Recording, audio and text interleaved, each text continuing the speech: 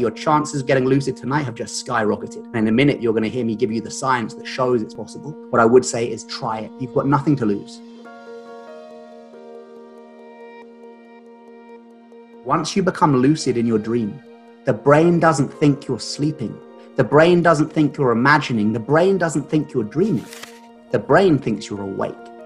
So whatever you do once you become lucid, the brain starts to rewire itself in favor of that action.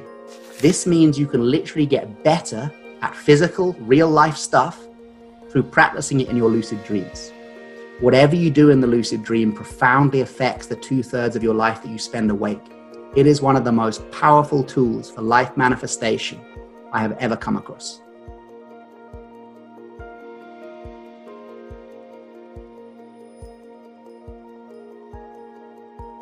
A lucid dream is a dream in which you're actively aware of the fact you're dreaming as the dream is happening. So it's not just a really vivid dream. It's not a dream where you see future events and those future events come to pass. And it's not an out-of-body experience where your consciousness shifts out of the body. It's specifically a dream where you're sound asleep, but while you're sleeping and dreaming, you go, aha, this is all a dream. That's what makes it a lucid dream. It may well be vivid. It may well see future events. It may well lead to an out-of-body experience.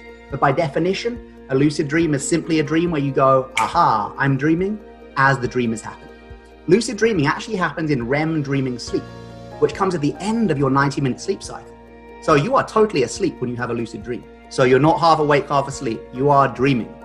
But in the dream, you become actively aware of the fact you're dreaming. So once you know that you're dreaming, you gain access to the world's most powerful virtual reality simulation, your own subconscious mind. In a lucid dream, you are inside your own psyche. You are literally walking around a 3-dimensional projection of your own mind. And you can choose what to do. Now, if that sounds psychedelic, it should.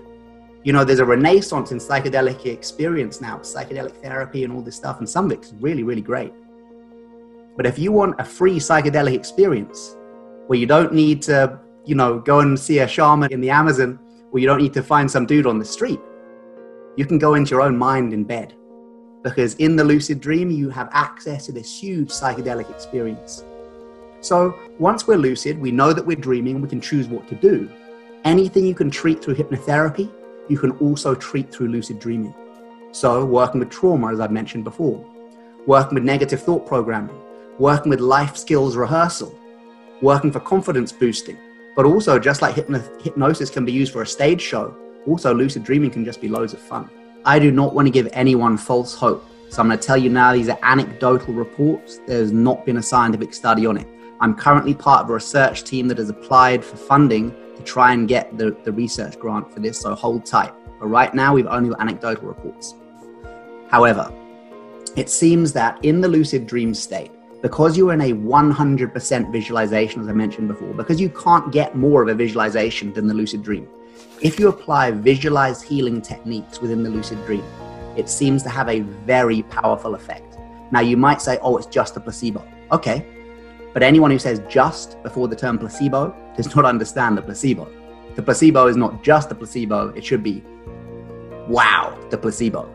So it seems like because the placebo is the mind affecting the body, if you engage the placebo effect plus visualize healing within a mind-created reality of the lucid dream, they work together in a very powerful way.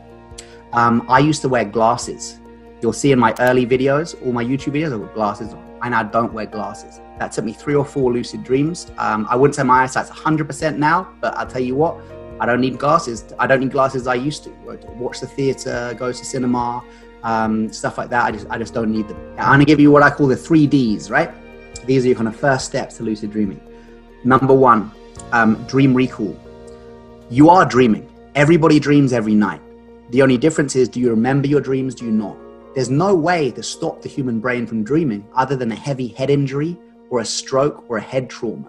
So know this. Number 1, you're definitely dreaming tonight. It's just, do you remember it?